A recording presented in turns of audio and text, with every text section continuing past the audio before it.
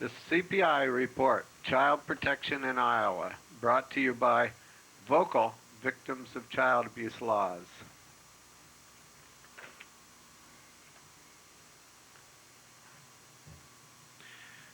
You can watch our program on Mediacom Channel 15 Sunday afternoon at 1 o'clock. Again, it comes on Wednesday evening at 9:30.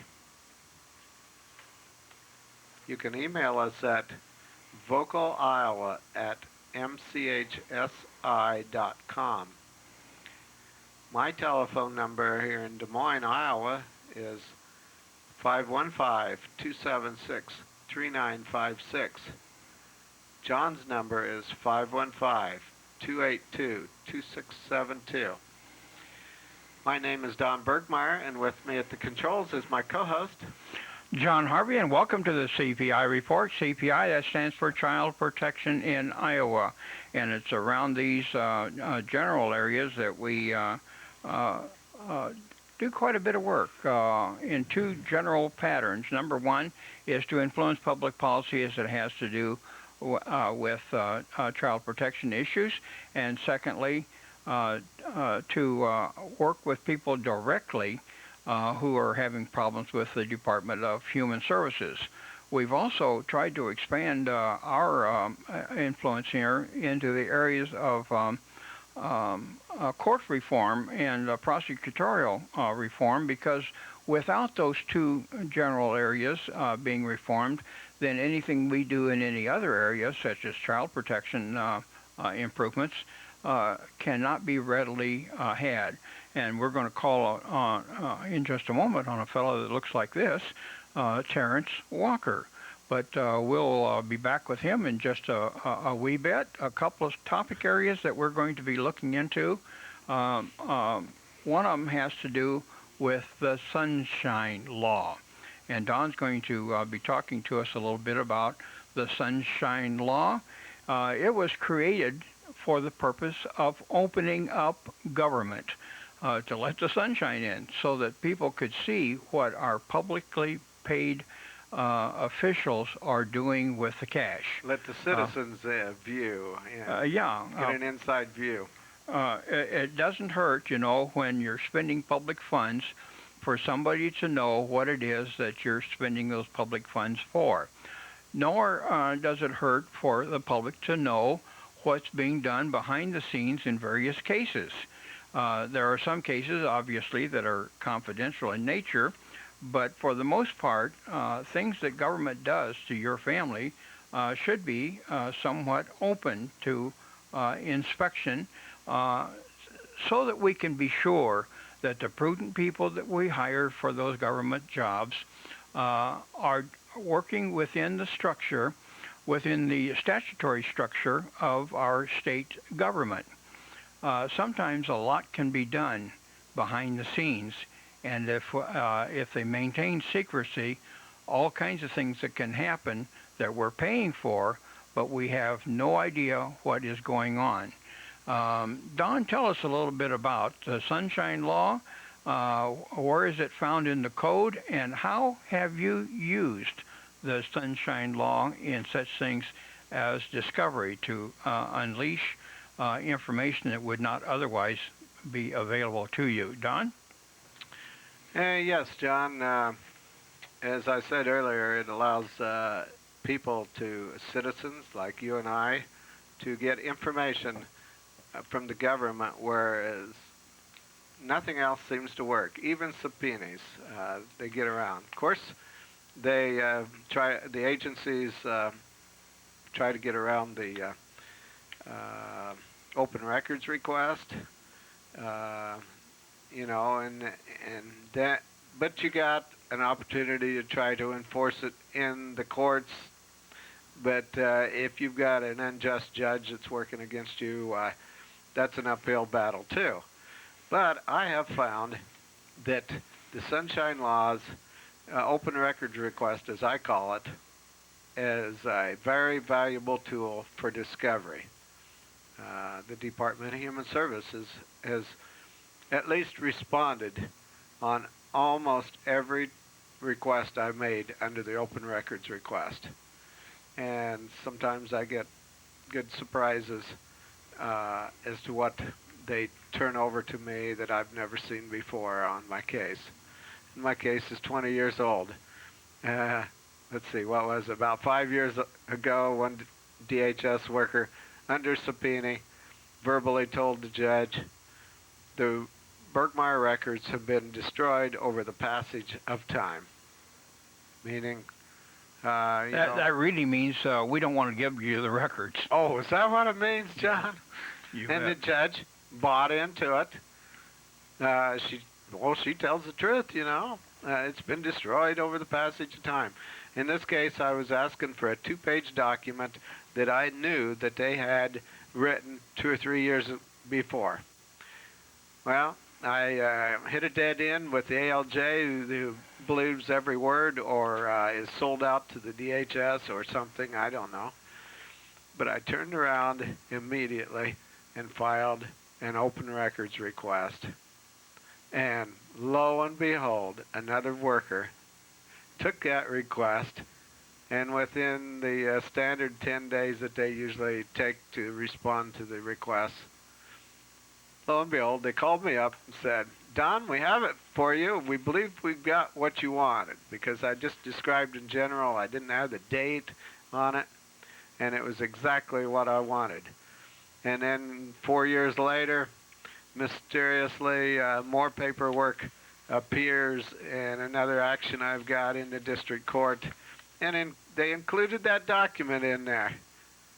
And keep in mind that worker said it's been destroyed over the passage of time. So never believe that statement or any statement like that. Now, no doubt they destroy a lot of papers. You know, we all of us generate a lot of paperwork, waste, trash, and stuff. But in general, my guess is they've got every document that was ever produced on Don Burgmaier's case. So I thought that was interesting, John. There are some very strange things that happen in cases like the Sunshine Law. It affects meetings. It also affects access to documents. Don was talking primarily access to documents, but you have a right to be at every public hearing. You have a right to access most of the documents that are generated by the department, the various departments, and the governor's office and so forth. And very seldom are those handed over just on a simple request.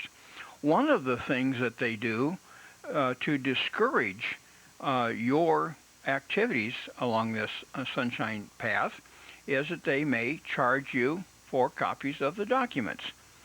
Now, just a minute. You, as a citizen, paid for the copy machine. You, as a citizen, paid the taxes that pays for the salary of the person who does the copying. You pay the rent on the building that the copy machine resides in. You pay for all of the supplies, but then when you want a copy, you have to pay the copy costs, a reasonable cost. And in some organizations will charge 25 cents, even though you know you can get it from a profit-making organization down the street for 15 cents or for a dime. But government somehow thinks that their copies are worth 25 cents. If you go to the district court, they think their documents are worth 50 cents. If you go to the Iowa Supreme Court, they must have deluxe copies there because theirs are worth 90 cents. Now, if you want to simply examine documents such as videotapes and so forth that are in the custody of various departments, then you have to pay somebody to guard those documents to see to it that you do not lose them or destroy them or for one reason or another cause some kind of a problem with those documents. And that can cost you as high as $20 or $25 an hour. So is an open records law that costs you big bucks really an open records law? Should we create a situation in which we cannot trust a citizen to go in and look at a public document without having somebody watching over his shoulders to make sure that he doesn't destroy a public document? They put them all on microfilm anyhow, so they have backup to everything they do to protect them. But those are some of the strange things that are happening. And now a new bill that may cost taxpayers $1 million to enforce is being discussed in the Iowa General Assembly. Bill would fortify sunshine laws in face of growing number of complaints. What bill? That is the title. We're talking about what, a House file or a legislative bill? It doesn't give that. It's a legislative bill. Well, you can find it in your copy. I don't find it in my copy. The bill would fortify the sunshine laws in face of a growing number of complaints. Register and Tribune staff writer Lee Rood, I see his name's on documents that have to do with governmental affairs. Complaints and requests for information about Iowa's open meetings law and open records law have nearly doubled in the last 5 years, according to the Iowa Ombudsman's Office, as the number of complaints and inquiries has risen from 163 in 2003 to 304 last year. The Ombudsman's Office has tried to resolve some of these disputes, but has lacked legal authority to enforce the laws. He can look into cases, he can investigate cases. By the way, his office is probably the least open to inspection because he can do all kinds of investigations, and if you want to know about investigation that you have asked him to launch, he'll say, no, that information is not available to you, because he relies on confidentiality.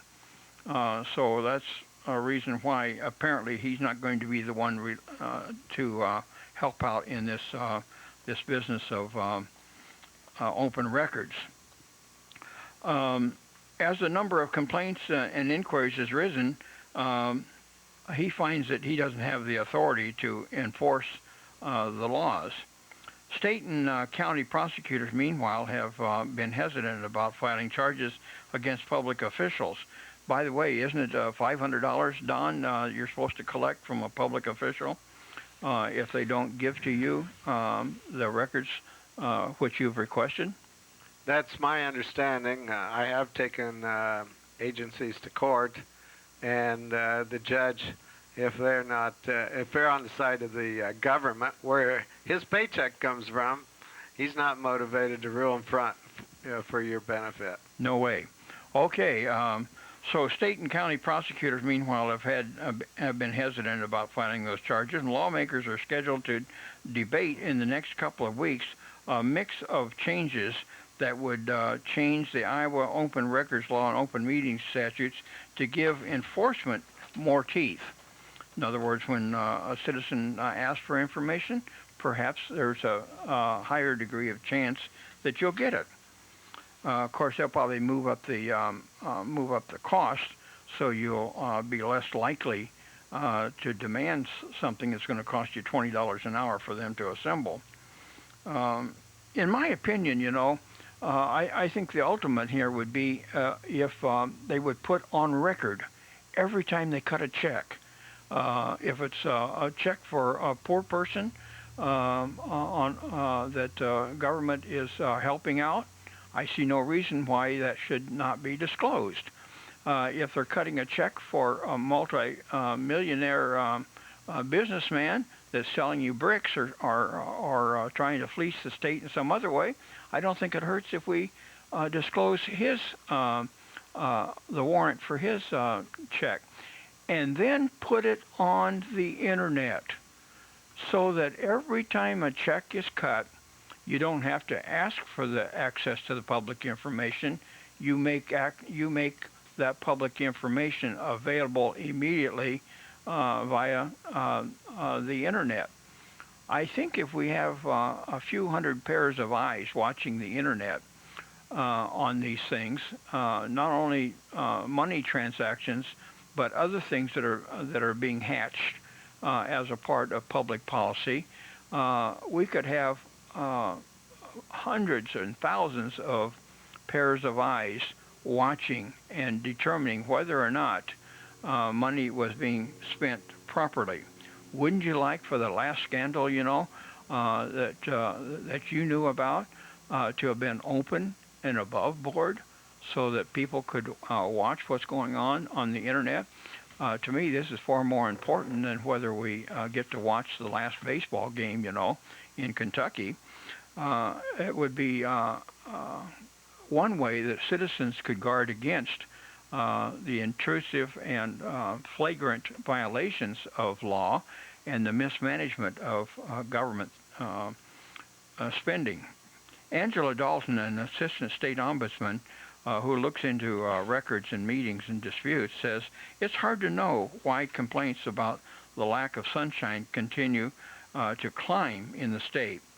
She said that she suspects the increase has to do with the added attention to such issues and the attention that they receive in the media.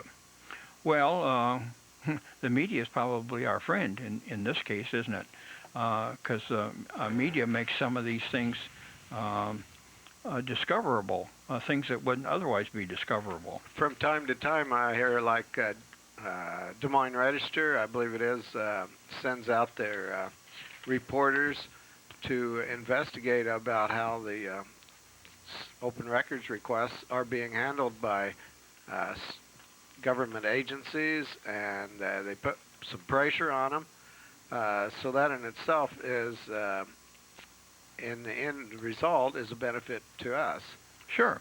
So we can use media as a friend in these sort of situations.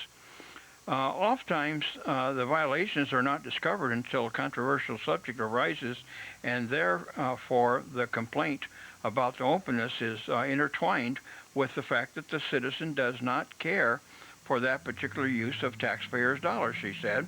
One way to improve the officials' knowledge and reduce violations is for the public to get involved and ask for records and attend meetings more often. Well, you see, if most of those meetings were on cable, you could watch and see just how each meeting was handled. Not everybody could watch every meeting, obviously, but if you open this up and use our best brains for keeping this stuff on the internet and keeping it on cable television, nothing could happen. Well, you're still going to have skullduggery, but it would be a little more difficult to hide it if there were tons and tons of cameras and computer internet uploads of daily information.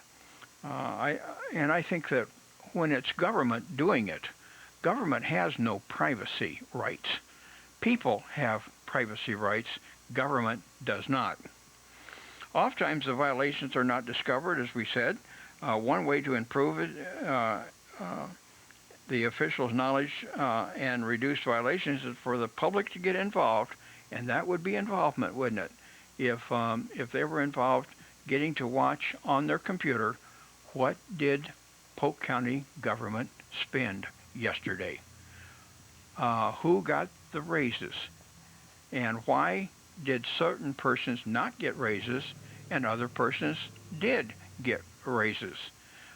We don't have to be there to vote or to take a vote, but we can certainly read the information and advise our representatives in county government or city government or at the school board. I'm seeing in the Des Moines schools where it's been quite common to keep information secret and quiet. And one gentleman who's recently joined the board doesn't believe in secrecy and quiescence.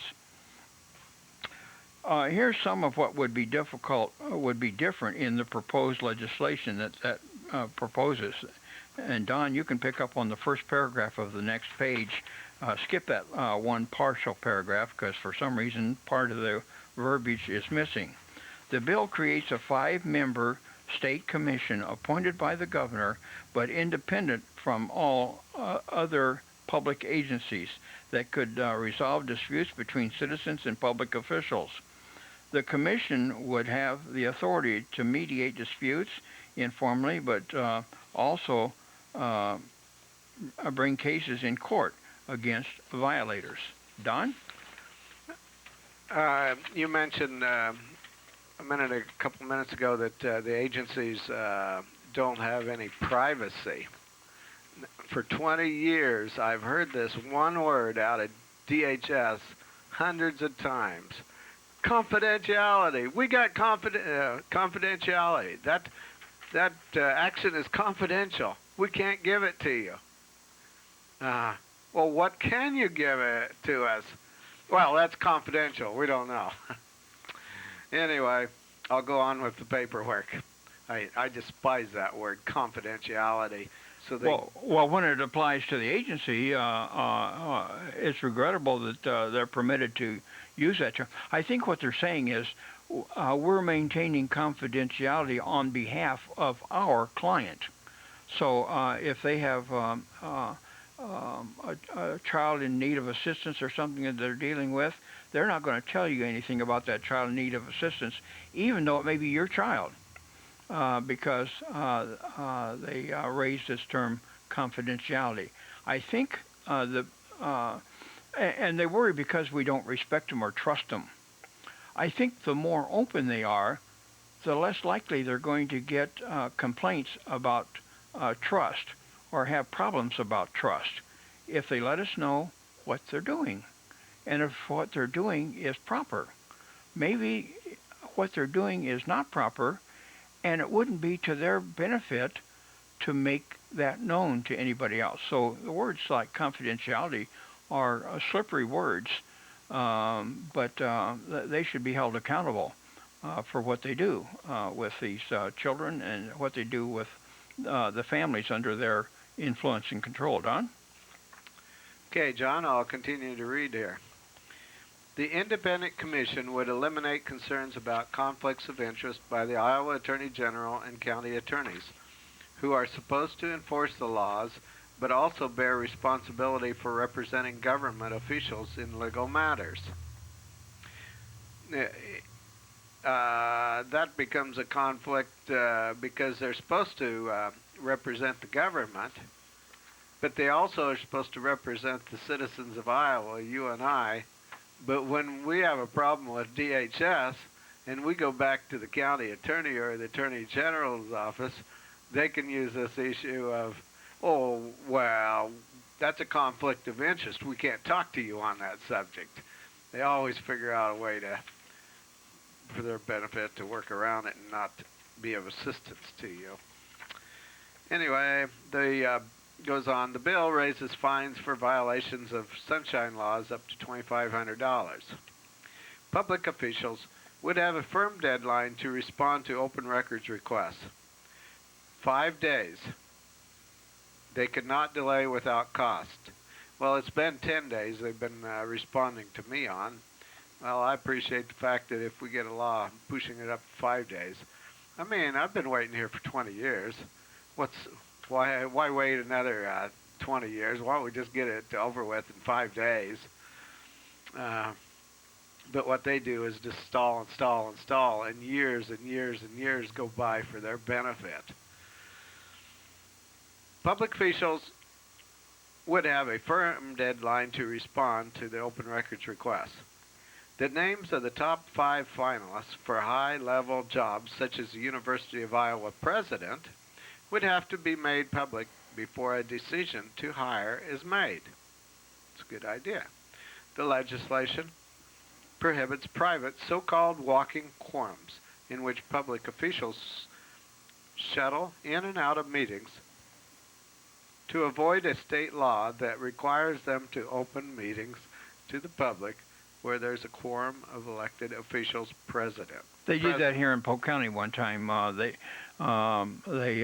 didn't want to appear as though the board, supervisors, um, can't have more than 3 or 4 of their people in the meeting at the same time, because it creates the aura that they are actually meeting. And if they were meeting, they would have to have a published agenda and published meeting time and so forth. So what they do is they send 2 in at a time. Well, 2 is not a quorum. So they use those sneaky little tactics to get around what we believe to be an appropriate sunshine law. So that's what they're talking about here, Don. But some of the proposed changes could also make preliminary or draft records confidential. There's that word I hate, confidential. Records that the public has some access to. If they pertain to you, your name is on them, they are destroying your life. Now they're figuring out another way to keep them confidential and let it destroy your life. I hate it. Still, the proposed changes, especially the new commission, are drawing praise from Iowans who have argued with public officials over open government issues. John Fenton, a Burlington resident who recently tried and failed to get information from officials in his city, said Iowans need a place to go to resolve such disputes when they don't believe public officials are being accountable. Well, there's the ombudsman, John, but we don't get any help out of the ombudsman. I see John's thumb goes down. I mean, maybe they do help some people, but 20 years of experience, they don't help the parent involved with DHS. People in town have called me a crackpot, but I'm really just a citizen who cares, says Fenton. Who wants records showing an estimate of how much Burlington officials are spending on lawsuits surrounding a controversial eminent domain project? I think just having a commission would stop a lot of this stuff from happening in cities and counties. Earl Smith, a retiree from Pacific Junction, who regularly questions that city's financial reporting, believes the new commission will work, quote, as long as it's got enough horsepower. He goes on and quotes, I have full faith that once that committee's formed and they start enforcement, the word's going to get out. That's my hope, he said. Right now, the ombudsman and the state auditor look into things, but they can only fill out report cards and turn them in because they don't have enforcement authority. I didn't know that, John. Don't they have enforcement authority? No. It's expected. Well, why are we wasting taxpayer money on it just to give somebody a job when the end result doesn't help anything for us citizens? It's expected that the legislature would have to provide $500,000 to $1 million annually to fund the new independent commission. Dalton said the state will need continued training for public officials in addition to increased enforcement if the changes are to make a difference. An important concept in the training should contain a component to change the government culture from how to keep information secret to how to involve the public in decisions, she said. This was written by reporter Lee Rod. What's this? At the Des Moines Register, isn't it, John? Right. Okay. Well, thank you, Don. We're going to move on here. But that tells you a little bit about what's going on here. I think it's a crying shame that in order to maintain our privilege of access to government information, we have to cough up another $1 million. So for this free access to information, we not only have to pay for the 25-cent copy costs, now we have to pay for $1 million to ensure that we can pay the 25 cents, that we can get the copy for which we paid the 25 cents. Well, looks like to me that we're certainly not running out of goofy things for the legislature to talk about. I think that publishing a lot of this on the internet would cut down the costs, because once you put the information up on the internet, everybody could get access to it, or would have a reasonable access to the information. Well, we're going to turn to a fellow who does a lot of thinking about judicial problems. Judicial reform. Voting on judges.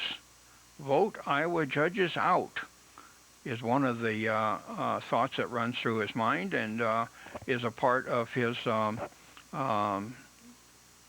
thinking now. That is used to be my motto. Yeah, part of his model. Well said. In order to keep us abreast, we'd like to have him on this program from time to time, like every week, to tell us a little bit about what's going on in the legal scene. Here now, the judge of the judges, Terrance Walker. That's right. Thanks a lot, John. You always give me an eloquent introduction, and sometimes I don't feel like I can live up to your introduction sometimes, but appreciate it. And, you know, there needs to be someone that There's more where that came from.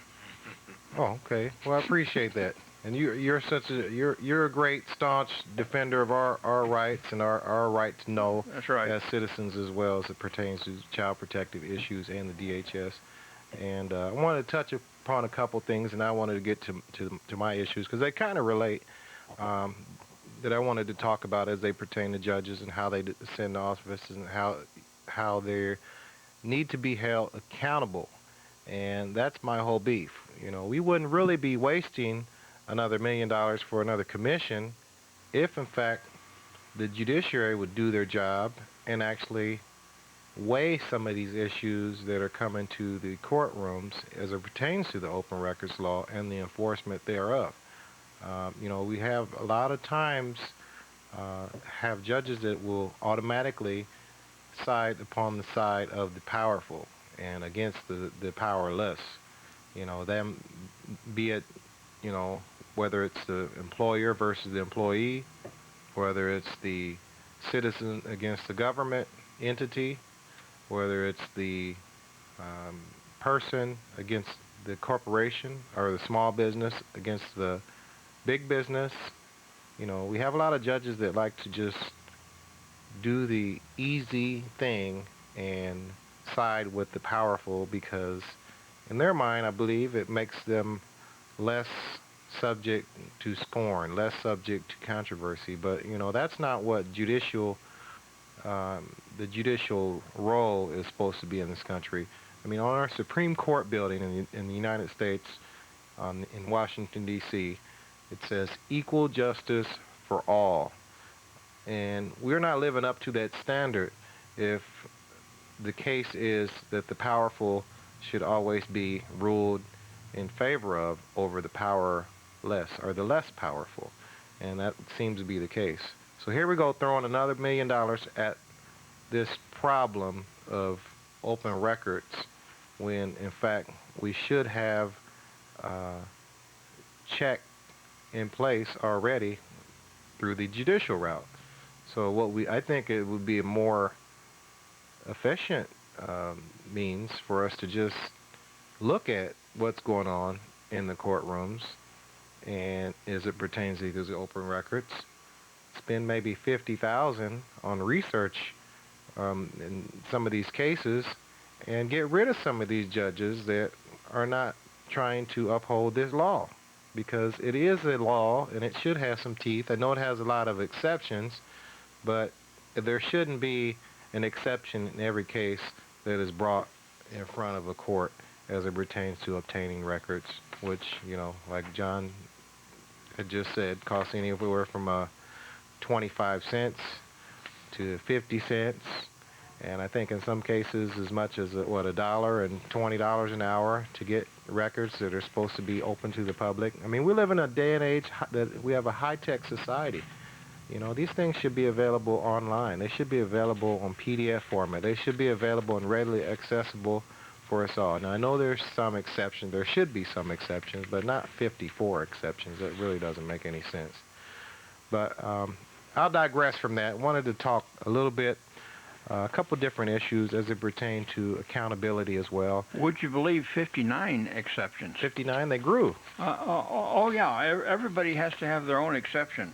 So they added some more. The information provided in any report, record, or claim, or other documents submitted to the Treasurer of the State of Iowa pursuant to Chapter 556 concerning unclaimed or abandoned property, except the name and last known address of each person appearing to be entitled. In other words, those unclaimed funds are now exceptions to the open records law. So you can't even get information about your unclaimed funds. Right. Because that's confidential to you, even though you. If your uncle died, and doesn't give you permission, didn't give you permission to get access, then you can't have access. Wow. The ones that kill me are the reasonable, the ones that have the reasonable clause, right, where we can withhold anything that is reasonably withheld for any reason that we feel is reasonable.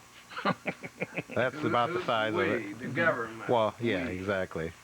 And reasonable can mean any kind of gauge of any kind of thing that they feel fits into that category. Right. I want to talk a little bit about how the accountability plays a little bit into the role of a judge, and how there is just a very big lack of accountability, as we already seen in that example, as it pertains to the open records enforcement and the $500 fine that's supposed to be levied against entities that are withholding information. We have a severe lack of accountability. And when it comes to the judicial office, this is just one example in this story that I've seen from the Montgomery Advertiser that was printed in March 19, 2008. Now, the Alabama Supreme Court, in a 5-4 ruling Friday, blocked an attempt by the Alabama Bar Association to discipline a Clark County judge accused in a wide-ranging judicial ethics complaint while he's in office, saying the discipline must wait until he leaves the bench. Now, the absurd thing about this is that he was a lawyer before he was a judge. He was a lawyer, and on April 11, 2003, he apparently drafted a will as a private attorney for a man, giving his entire estate to the caregiver seeking the will, and he never met with the man that was dying. The guy died a couple weeks later. The heirs contested the will, and there's a number of people that filed complaints against his role in acting in drafting the will without talking to the alleged with the guy that died. And then on top of that, he basically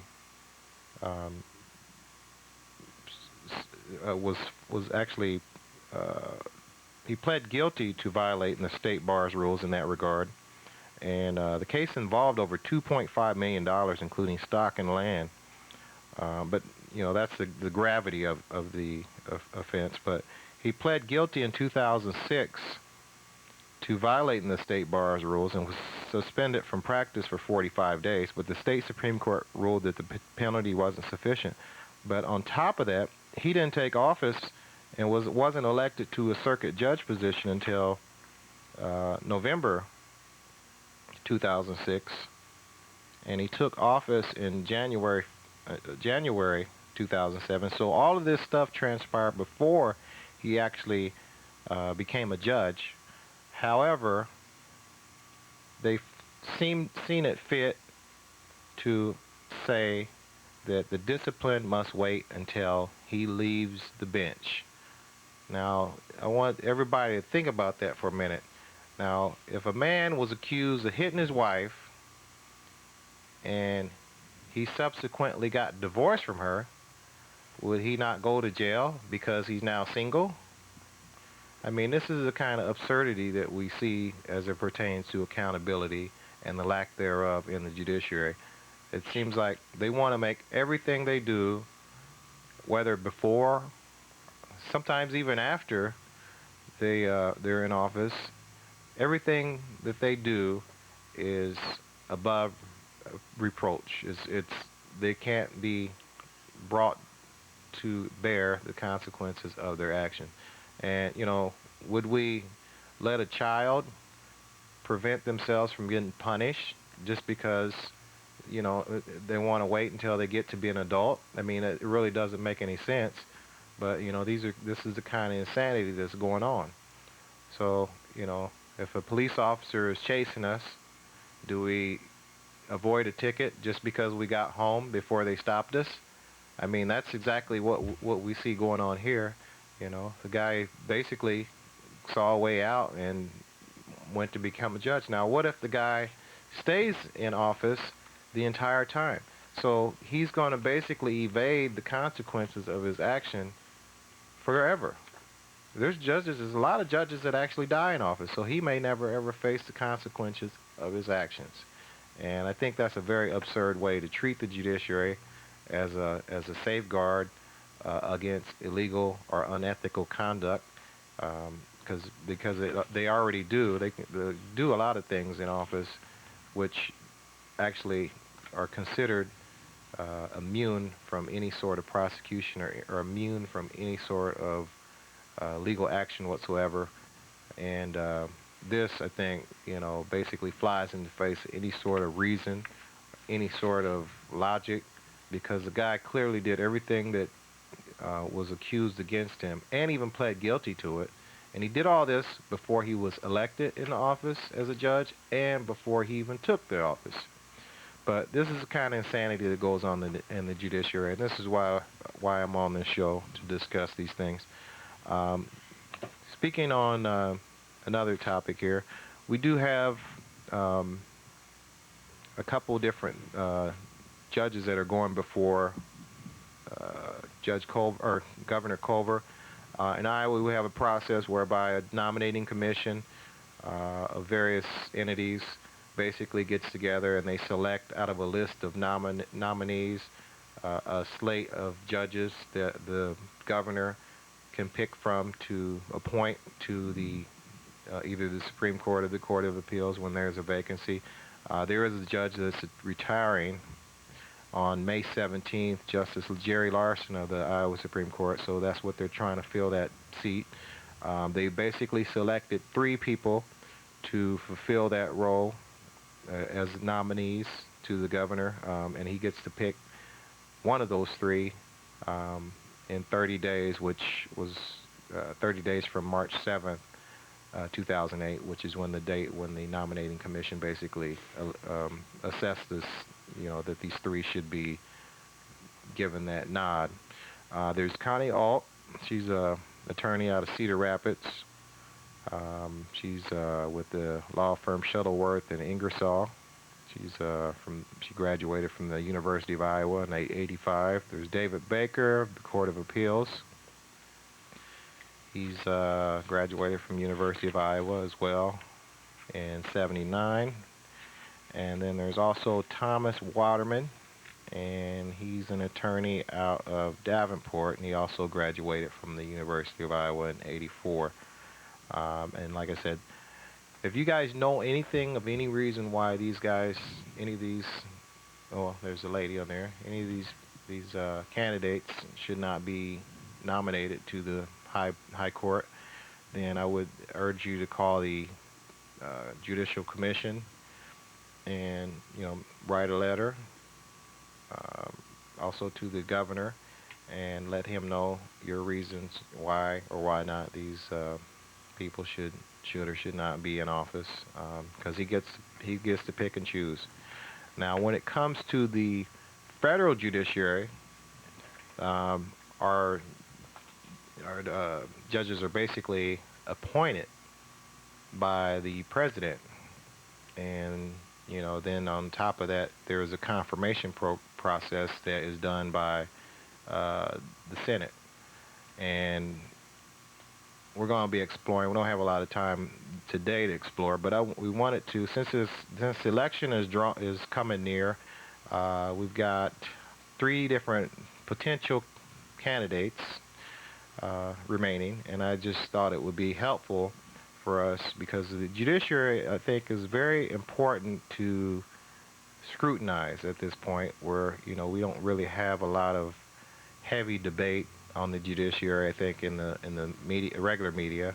Um, so I think we need to really scrutinize the processes and the people that we have in place to elect these people that are judicial members, because I mean they serve a very powerful role. I feel much more powerful than the framers of the Constitution even intended. But the process for the federal judges is that the president basically appoints the judges, and the Senate has to give the nod, the okay or nay, to the judge, and then the judge, if he's approved, just set on the federal bench for life for good behavior. Sometimes they have a lot of bad behavior, but that's neither here nor there. If that phraseology never has any form of enforcement. But I thought it interesting. I did find one thing that kind of reflected on one of the candidates' views as it pertains to what it means to be a judge, what role a judge should have, and what should be scrutinized as it pertains to the judge. I scoured the internet, wasn't able to find everybody's viewpoints on this as far as the remaining 3 candidates for president, but I did find one, and we'll be following up next week with the other 2, and we'll make an assessment as to what I feel is, or you can make your own judgment as to what you feel is sufficient. I did find a floor statement of Senator Obama from January of '06 on the confirmation of Judge Alito, and I thought his assessment of what it means to be a judge was really interesting, and I kind of I second his emotion in a lot of regards, because I've actually spoke to what he actually views is a good judge. Now, when he spoke of Senator Samuel Alito, he said, well, he said there's been a lot of discussion in the country about how the Senate should approach the confirmation process. There are some that believe the president, having won the election, should have the complete authority to appoint his nominee, and the Senate should only examine whether or not the justice is intellectually capable and an all-around nice guy. And that once you get beyond the intellect and personal character, there should be no further question whether the judge should be confirmed. And he says, I disagree with this view. I believe that firmly that the Constitution calls for the Senate to advise and consent. I believe that it calls for meaningful advice and consent that includes an examination of a judge's philosophy, ideology, and record.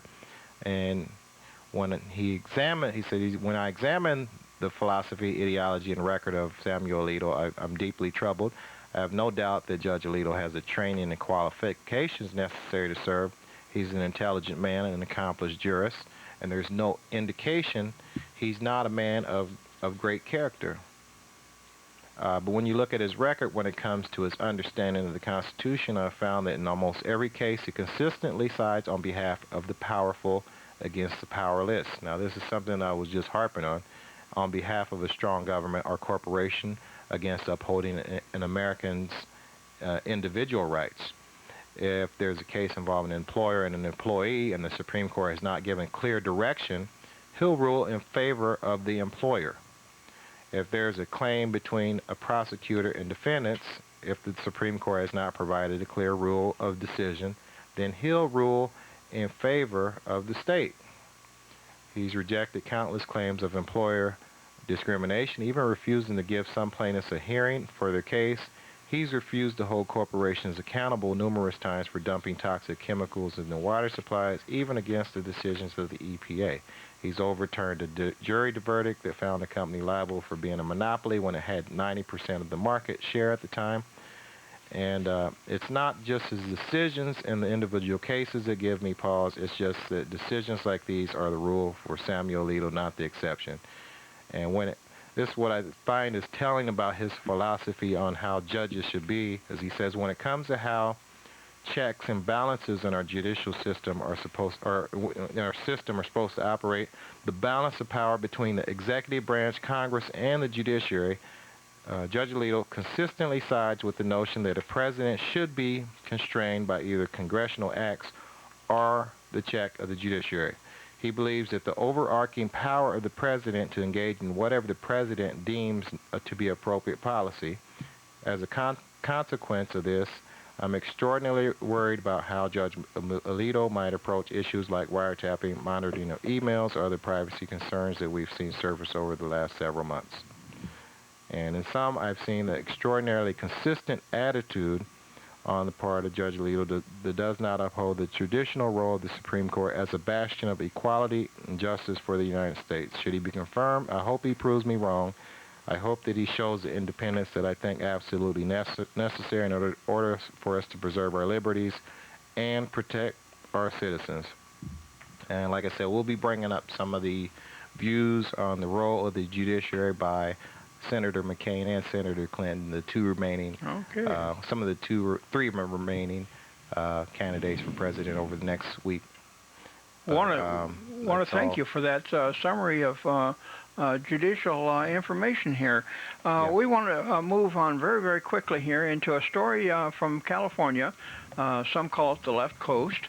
The Ninth Circuit, where sometimes there are decisions made that are very wild, but because of their influence around the rest of the nation, technically we are not guided legally by those decisions, but because of the size of that Ninth Circuit, people tend to believe what they do in California. Well, the California Supreme Court recently struck down something called homeschooling, which is a major disaster. HSLDA, the Homeschool Legal Defense, has established a petition that you might want to give some attention to, and you'll find that on this website, www.hslda.org. And there is a petition that you can sign if you're opposed to the state Supreme Court of any state outlawing homeschool. Independent thinkers out there who wish to have the greater influence over their children's lives. By the way, it doesn't seem strange that NEA and others seem to want more involvement, the magic word involvement with their children. It just seems strange to me. There can be no greater involvement in your children's educational life than the involvement between parent and child in a homeschool situation. That would be 114% involvement, wouldn't it? Well, California has said no more homeschool. And I'll have you take a look, Don, real quickly at page 3 of this document. But the compulsory school age is between age 6 and age 18 in California, 175 days for public schools. English must be English and offer instructions in several branches of studies required to be taught in the public schools, grade 1 through 6, English, mathematics, social studies, our social sciences, and science, fine arts, health, and physical education. The homeschools have, at least before the law was struck down, under 48222, individual home instruction could qualify as a private school by filing an annual private affidavit. And there's 4 or 5 restrictions on that. In February 1986, the Santa Maria Municipal Court ruled in 2 homeschool cases handled by HSLDA that the compulsory attendance statute is void because of its unconstitutional vagueness, and upheld the right of homeschools to operate in private schools.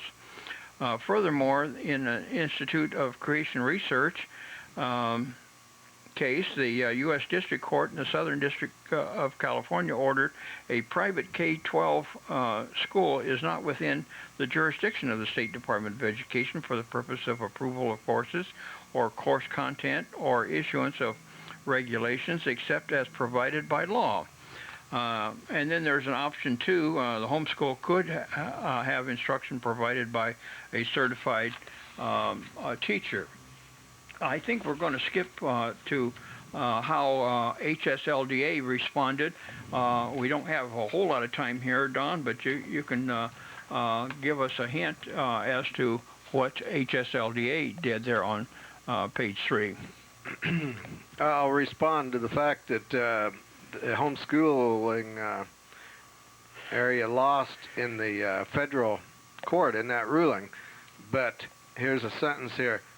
That first, we have been told that the family is appealing this decision to the California Supreme Court. So, there's a higher level, the federal court. So it's just like here in Polk County, if you get a negative ruling, there's a lot of good chance that you'll win in the Supreme Court. So they shouldn't get discouraged yet just because they lost at one level. Okay, this paper says, response to ruling of California Court of Appeals, homeschooling is illegal in California. On February 28, 2008, the California Court of Appeals issued a ruling in a juvenile court proceeding that declared that almost all forms of homeschooling in California are in violation of state law. Private tutoring by certified teachers remain an option. However, the court ruled that parents possess no constitutional right to homeschool their children.